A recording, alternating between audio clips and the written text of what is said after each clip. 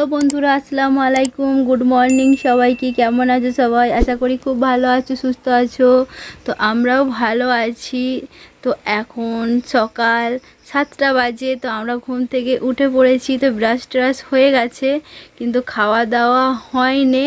আর এদিকে দেখো, মাম্মামের স্কুল ছিল, কিন্তু মাম্মামকে স্কুল পাঠায়নি। কারণ কি, মাম্মামের ভীষণ শরীর খারাপ, তো গ্যাস হয়ে গেছে, তো সেই জন্যে বমি হচ্ছে। তো স্কুলে গিয়ে যদি বমি হয় তো বেশি করে তো শরীরটা খারাপ হয়ে যাবে, তো সেই জন্যে আরও পাঠাইনি। বাড়িতে বমির ওষুধ ছিল, খাইয়ে দিয়েছি। তো বমির ওষুধটা খাওয়ানোর পরেও একবার বমি করে দিল। তো ওআরএসও ছিল বাড়িতে, ওআরএস জল করে দিয়েছি, তো সেটাই খেয়েছে। খেয়ে নিয়ে এখন ও পড়তে বসেছে। ও তো ড্রয়িং করছে, দেখতেই পারছো। তোর পাপাজান ওই ছবিটা কালকে এঁকে দিয়েছিল, মানে বাড়িটা। তো ও সকালে উঠেই স্কুল যেতে দিইনি বলে ড্রয়িং করতে বসে পড়েছে। মানে রং করতে ভীষণ পছন্দ করে, তো সেই জন্যেই। আর ও এমনি যখন বাড়িতে থাকে তখন বই খাতা নিয়েই সবসময় বসেই থাকে, ছবি আঁকে, না হলে এমনি লেখালেখি করে, রং করে, তো এগুলোই করে। স্কুলে ওকে ড্রয়িং করাই, তো সেই জন্যে আমরা নানা রকম এঁকে দিই খাতাতে, দিয়ে সেগুলো প্র্যাকটিস করাই, এই আর কি। তো শরীর খারাপ নেই, ও করছে, ও যেটা ভালো লাগছে ও সেটাই করুক। তো চলো, আমাদের তো সকালে খাওয়া দাওয়া কিছু হয়নি, তো আমরা এবার খাওয়া দাওয়াটা করে নিই।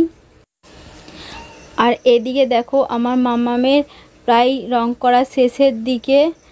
তো আমার মাম্মামের ছবিটা রং করা কেমন হয়েছে সবাই একটু কমেন্টে জানাবে। আর যদি ভালো লাগে অবশ্যই একটা লাইক করে দিও। আর চ্যানেলে যদি নতুন হয়ে থাকো প্লিজ চ্যানেলটাকে সাবস্ক্রাইব করে দিও। আর ভালো লাগুক খারাপ লাগুক যাই লাগুক একটা কমেন্ট করে দিও। তোমাদের কমেন্ট পড়তে আমার ভীষণ ভালো লাগে। আর এদিকে দেখো, একটা পাহাড়ও এঁকে দিয়েছে ওর পাপাজান, ফাঁকা ফাঁকা লাগছিল বলে। আর এখন দেখো ওর নামটা লিখছে। তো আমার মাম্মামের কি নাম তোমরা কে কে জানো আমাকে একটু কমেন্ট করে জানাবে। আর দেখো, আমার মাম্মামের কিন্তু ইংলিশে হাতে লেখাটা খুবই সুন্দর, কিন্তু আমার মাম্মাম কেন জানি না এমটা কীরকমভাবে জেবড়ে দিল। তো শরীর খারাপ বলে নাকি জানি না, তো সেই জন্যে।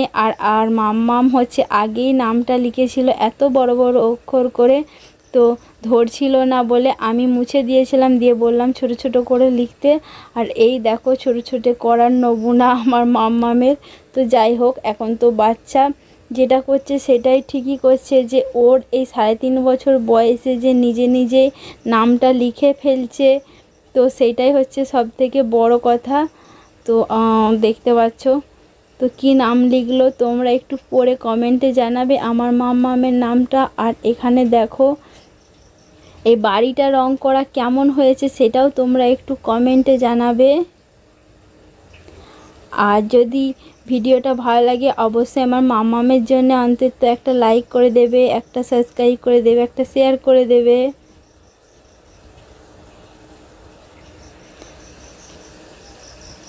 তো এইদিকে দেখো, মুড়ি খাওয়ার জন্য আমি আলু সেদ্ধ করে চপের পুরের মতো করে নিয়েছি, আলুটাকে ভেজে। তো এইটা দিয়ে মুড়ি খেতে তোমাদের দাদা ভাই, আমি, আমার শাশুড়ি মা সবাই আমরা ভীষণ পছন্দ করি। আর এদিকে লাল চা বানিয়ে নিয়েছি, তো এই দিয়ে হবে মুড়ি খাওয়া দাওয়া। তো আমরা মুড়ি খেয়ে নেব, আর মাম্মামকে একটু পর করে হালকা কিছু খাইয়ে দেব। আমাদের সকালের খাবার খাওয়া তো হয়ে গেছে। তো খাবার খেয়ে তোমাদের দাদাভাই গিয়েছিল মুদিখানা কিছু দোকান করতে, তো শেষ হয়ে গেছে যেগুলো, তো সেইগুলো করার জন্যই গিয়েছিল। তো তারপরে হচ্ছে আজকে বিকালে আমার মা আর আব্বু আসবে, তো সেই জন্যে আরও কিছু জিনিসপত্র আনালাম বেশি করে। তো এখানে দেখো, বিরিয়ানি বানাবো, তো আব্বা মা আসবে, তো সেই জন্য একটা বিরিয়ানি মশলাও আমি আনিয়ে নিয়েছি। জিরে ধনে শেষ হয়ে গিয়েছিল, তো সেই জন্যে আমি জিরে ধনেগুলো একটু গুঁড়িয়ে নেবো, তো সেই জন্যে একটু হালকা করে ভেজে নিচ্ছি। তো আমি প্যাকেট জিরে ধনে কিনি না, কারণ কি আমি নিজের মতো করে জিরে ধনেটা হালকা করে ভেজে গুঁড়িয়ে নিই, তো তাতে সেন্টটা হয় একটু বেশি। তো এখানে দেখো, আমি ফ্রিজে চলে এসেছি মাছ বার করতে। তো আজকে মাছ রান্না করব, অল্প একটু মাছ আছে, তো রান্না করে নেবো। আর এই পাশের কালো জায়গাটা দেখতে পাচ্ছ, তো ওইটাতে হচ্ছে ডিবাটাতে চিকেন আছে। তো বিকালের দিকে আমি চিকেনটা রান্না করব। তো বিকালে আব্বু আর মা আসবে, তো সেই জন্যেই। তো এখন মাছটা অল্প আছে, তো দুপুরে রান্না করে নেব।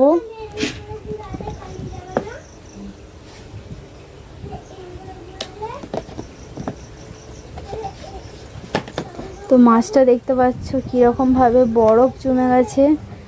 তো আগে দিনে আমি মাছ কিছুটা রান্না করেছিলাম, দিয়ে এখানে দেখো টমেটো দেখতে পাচ্ছ 2 কুচি। তো টমেটো দিয়ে রান্না করেছিলাম, বেশি হয়ে যাবে বলে এই 2 কুচি আমি মাছের ডিবেটাতেই রেখে দিয়েছিলাম। তো টমেটোগুলো বরফ হয়ে গেছে। তো চলো আমি এটা এখন জল দিয়ে নেবো, তা নাহলে তো বরফটা ছাড়তে একটু টাইম লেগে যাবে।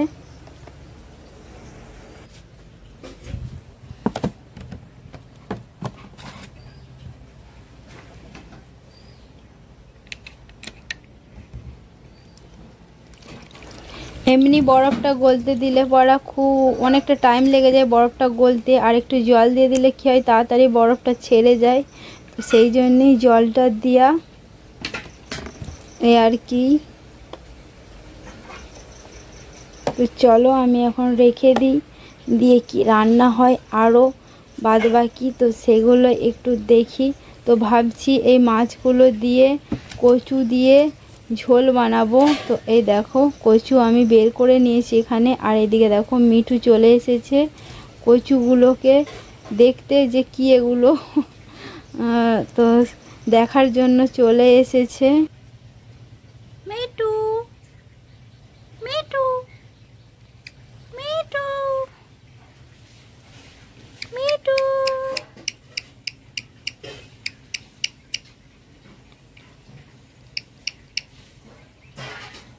আসুন।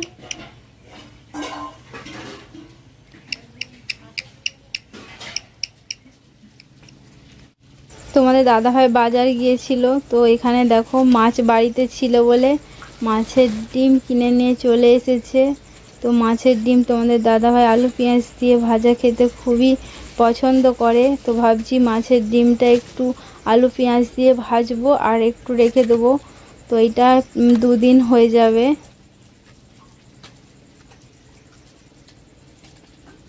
তো আমি এখন এগুলো সব ধুয়ে নেবো, আনাজ বুনিয়ে নেবো। তো চলো সাথে থাকো, দেখতে থাকো।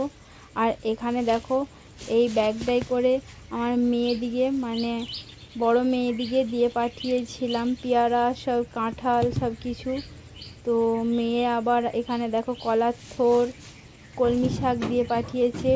তো মেয়েদের একটা পুকুর আছে, তো সেই পুকুরটায় প্রচুর কলমি শাক হয়েছে। তো ওদের জন্য মনে হয় তুলেছিল, তো তার জন্য আমাদিকেও দিয়ে পাঠিয়েছে। আর দেশি কলমি শাক খেতে ভীষণ মিষ্টি লাগে, আর তোমাদের দাদাভাই তো শাক খায় না। তো যাই হোক চলো আমি এখানে কচুগুলো ছাড়িয়ে নিই। তো কত সুন্দর কচুগুলো দেখো ছেড়ে যাচ্ছে। তো বটির উল্টো পিঠে করে আলগা করে আমি একটু দোদুরে দিচ্ছি, আর সুন্দরভাবে ছেড়ে চলে যাচ্ছে।